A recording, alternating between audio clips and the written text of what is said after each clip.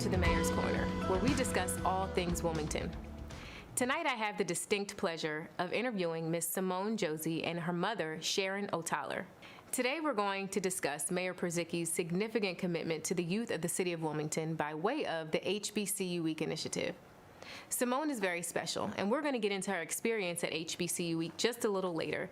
But it's very important to highlight that not only did she attend HBCU Week, but she received the Mayor's Scholarship, the Future of Chemistry Scholarship, admission to North Carolina A&T State University, and is a member of their marching band.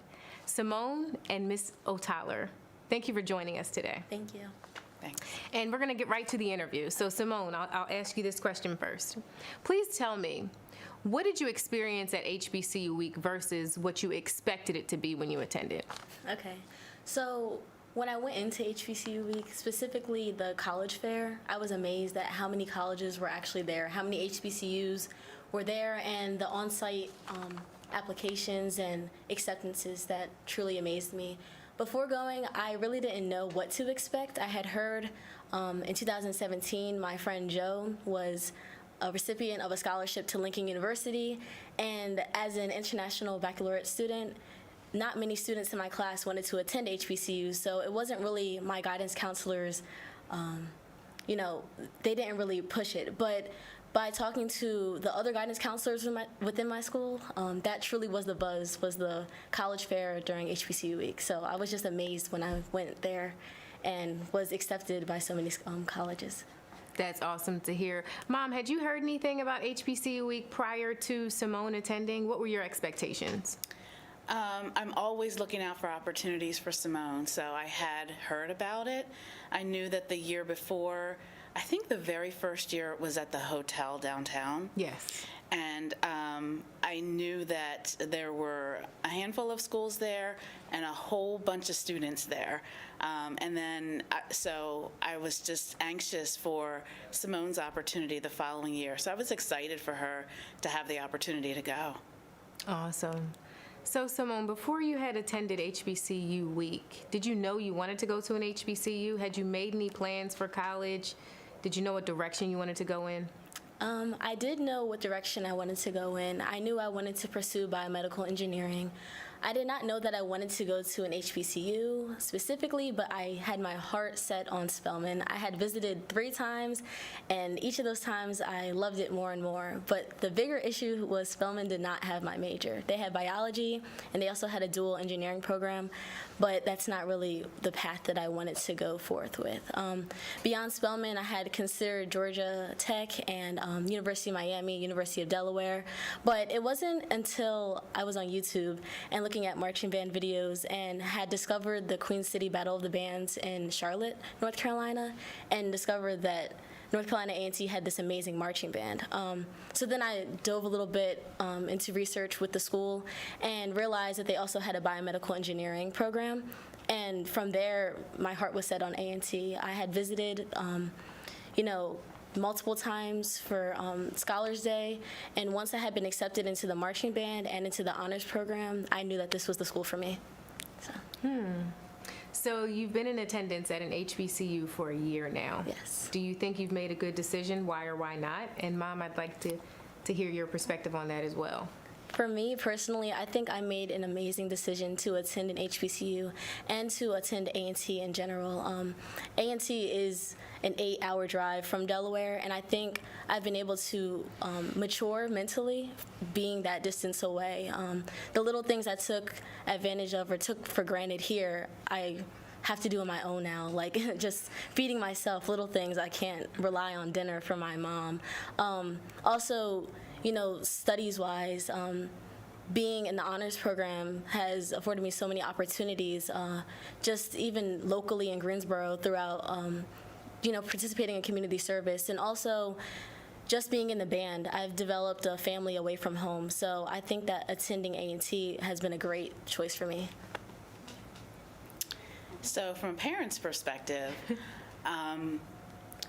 I secretly really, really, really wanted Simone to attend an HBCU because I have experienced so many people, especially women of color, who have gone to HBCUs and it just seems that they have this extra layer of confidence that I have determined that it was developed while at their HBCU.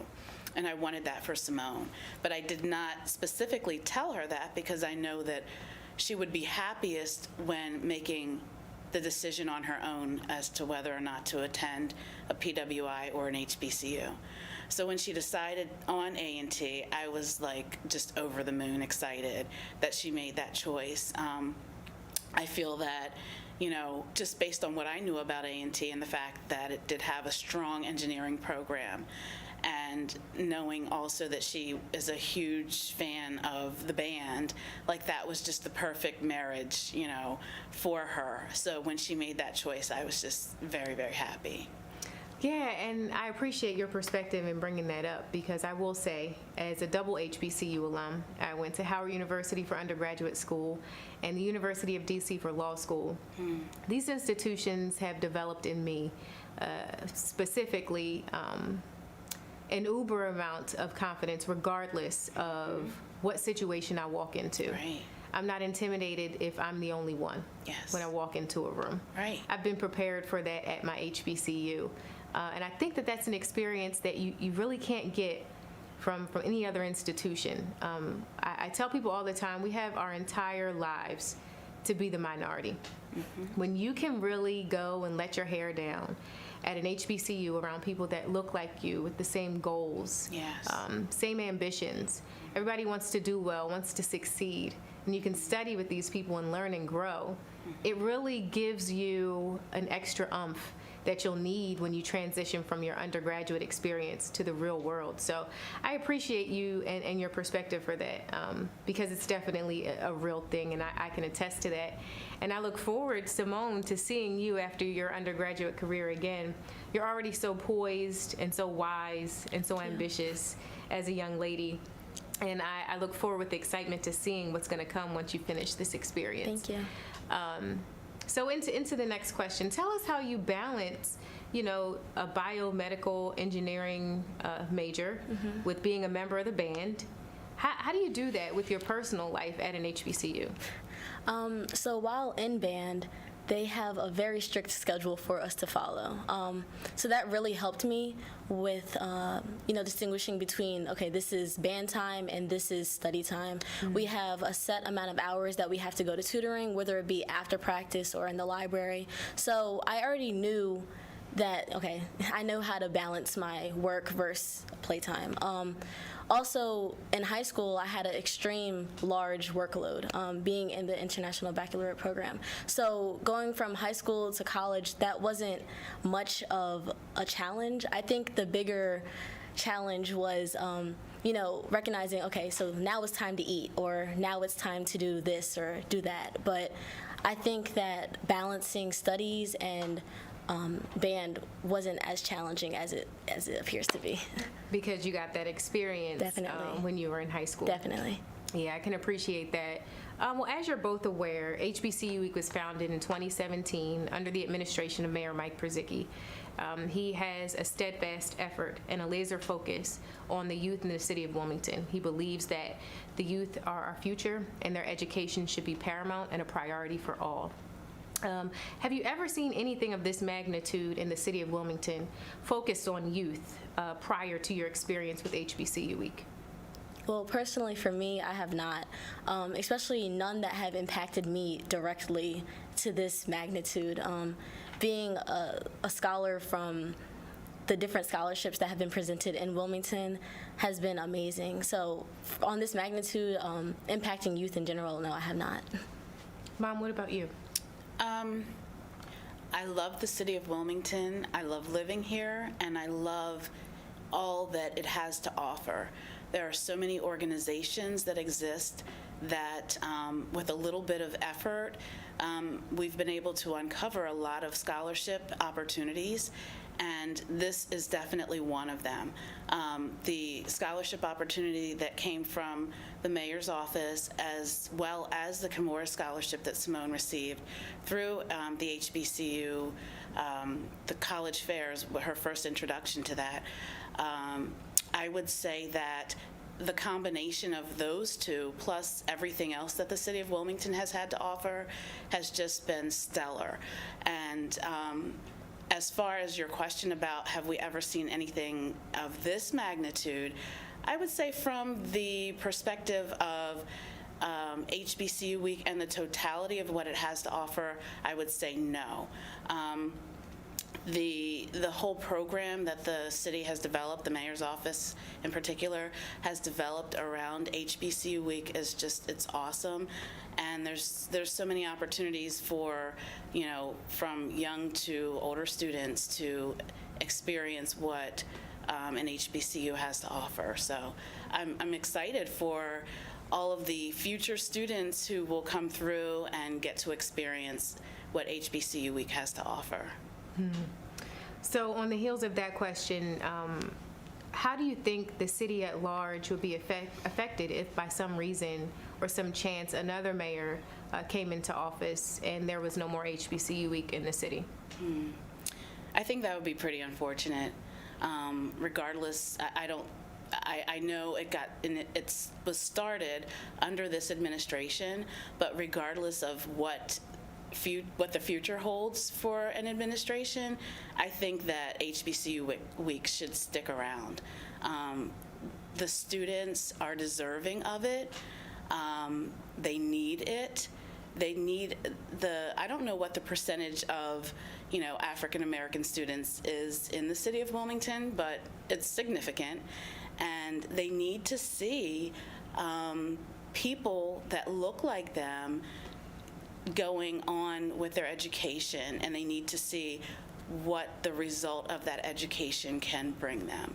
And so with students like Simone who have come through and are going ahead of them, they can come back and present themselves to the students as an example of, if I can do this and succeed, so can you. Mm-hmm. So it needs to stick around regardless of who's in power or control. Mm-hmm. Yeah. I agree. So as you're both aware, the Comores Company, one of the founding partners of HBCU Week, recently made a $2.2 million commitment to HBCU Week to extend the scholarship opportunity to more and more children like Simone. So this is a very significant scholarship. Yes. This is a $40,000 scholarship, $10,000 a year for every year that you're in college. You applied for that scholarship, Simone, and you were selected. Yes. Tell me how you felt when you found out that you were the recipient of the Future of Chemistry Scholarship. When I found out, I was first shocked. I remember I was on my way to sleep, and I had received the email, and I had to do a double take. I was like, wait, this can't be possible, because there's so many students in the city of Wilmington that are just as knowledgeable and talented. So I first thought, well, why me? But then, as I told my mom and my dad, I realized that this was just a proud moment for me. It made me realize that all of my hard work and accomplishments actually meant something and could be transferred to a dollar value that could further, push me in college. So thank you for that. Of course, you are much deserving. And Mom, how did that impact you, that scholarship award? Oh, ever since Simone was little, I always told her that her brains are going to pay for her education. And so this was just the realization of that statement that I've made to her. We certainly are appreciative of the scholarship, and it encouraged Simone to apply for other scholarships. And so although, it's not covering her total education cost, it's making a sizable dent in the cost of her education. And so with that, she's been encouraged to apply for and receive other scholarships that have helped her even further. So it's been a large impact on us and our household. So Simone, recently your HBCU Week experience has become full circle. You attended in 2018 to engage with the college recruiters to get some more information about which school you wanted to attend. And then in 2019, you returned to HBCU Week to participate in our Battle of the Bands. Tell us about that full circle experience. What was it like for you? Okay, so reflecting on the full circle experience in general, it still brings shock to me. So reflecting on when I first heard about HBCU Week, specifically the college fair in 2017, and then to going to the college fair, going to the different colleges and giving them my SATs and transcripts, and then to see Hampton's band perform at the college fair specifically, because I was not able to attend the 2018 Battle of the Bands. That was amazing. But then to further receive the Future of Chemistry Scholarship, and then to attend A&T, be in the band, and then come back home, that was great. Specifically with the Battle of the Bands, it was nice to perform at home. We do so many performances, whether it be parades, football games, but that was the one that felt the closest to me, because I had my whole support system watching me and really seeing what we've been practicing and what we've been doing for 3 months or the 4 months that I had been away at college, to come back home and receive a nice cooked meal and to be able to go to my room. And also it was just a great experience to basically bring my Greensboro family to my Wilmington family, make the connection, the people that I had been talking about on the phone to my parents so that they can meet them. Furthermore, just introducing my Greensboro family to Wilmington in general. I know many had asked, like, okay, so what's the best place to eat in town? It was just nice to be able to make the connection. And also, because I had not gone home during fall break because of band, to be able to come home and just feel comfortable and warmed and welcomed, that was just a great experience overall. So. Yeah, I can imagine. What was that like for you, Mom? It was so awesome. I didn't want to let her go back. But it was very nice because, just to see her band peers or family talking about Simone and how she's from Wilmington, and I had a few of her friends come over to the house that evening after the Battle of the Bands. I know they were so tired, but I made sure I fed them and, invited them over and just, got to know them a little bit better. So it was a great opportunity, a great experience. Yeah, I always thought that was so incredible, just reflecting on your experience in general, Simone, and thinking about all the steps that you took and how you landed back here. Exactly. From hearing about HBCU Week to attending, and I'm sure you received several acceptances on the spot because your academic history is stellar. But to go from that to your admission to A&T, to becoming a member of the band, and then competing at the very HBCU Week that you attended, to engage with, to see which school you were even going to go to. I think that you are a prime example of what this initiative is for. It is for high potential kids that are looking for an HBCU experience, may not know if it's an HBCU, but looking to see if that's the right opportunity for them, that take their academics seriously and want to be surrounded by people that look and feel like them. Exactly. They want to be embraced by and surrounded by their culture during their academic experience. So I think you have an incredible story, and I look forward to hearing more from you, definitely, as you continue to grow. So lastly, I'm going to ask you this. What would you say to a kid who's on the fence about, which school they want to go to, whether it's a PWI or an HBCU? How do you think they should best make that decision? Okay, I would say look further into the school. So do your research and make sure it's the correct institution for you, whether that be the residential, do some campus tours. I mean, it may be harder right now, but there's definitely virtual tours being offered of the campus. Reach out. So when I had wanted to attend Spelman, I had reached out to their alumni association. Really reach out and get firsthand experiences from other people that attend the school. And then just apply for scholarships as well, because if you really do want to attend the school of your choice and it's really not in your financial pathway, there are scholarships out there that can help you and lessen your financial burden as well. Mm-hmm. So. Yeah. And, you're the kind of kid that is very important to our mayor, our kids in the city of Wilmington who are looking for a higher education experience. And when I look around the office of Mayor Mike Krzyzewski, he has employed dozens of HBCU alum throughout the administration, from the first floor through the ninth floor. You have people that have attended Howard and Hampton and Delaware State and A&T and Norfolk, from the Chief of Staff, Tanya Washington, to myself, Howard University alum, Charlotte Barnes, the Director of HR, Jeff Starkey, who works in L&I. So I just want you to know that HBCU experiences are important to the mayor and everybody watching. The HBCU experience is something that is unmatched for Black and brown kids across the country.